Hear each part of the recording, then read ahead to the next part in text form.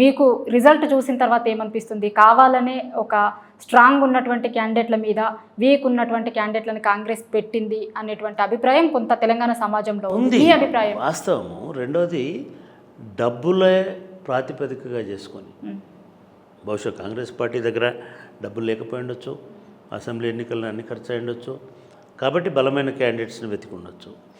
లేకపోతే మీకు మల్కాజ్గిరిలో సునీతా మహేందర్ రెడ్డి ఎట్టి పరిస్థితుల్లో పోటీదారు కాదు, ఇది వాళ్ళకి తెలుసు. అయినా సరే సునీతా మహేందర్ రెడ్డిని పెట్టినారు. ఎందుకు పెట్టినారు? సునీతా మహేందర్ రెడ్డి డబ్బులు ఖర్చు పెడుతుంది కాబట్టి పెట్టినారు.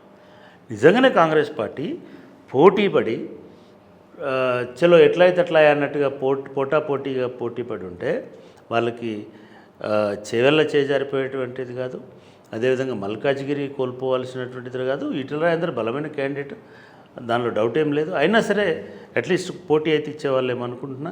సికింద్రాబాద్లో నిజానికి కిషన్ రెడ్డి గారి మీద చాలా వ్యతిరేకత ఉండింది. వీళ్ళు మంచి క్యాండిడేట్, ఇలా గెలిచింది కూడా ఎంత, కిషన్ రెడ్డి కొన్ని వేల ఓట్లతో గెలిచినాడు. వీళ్ళే కనుక స్ట్రాంగ్ క్యాండిడేట్ని పెట్టుంటే నిజానికి కిషన్ రెడ్డి గెలిచే ఆస్కారం లేదు.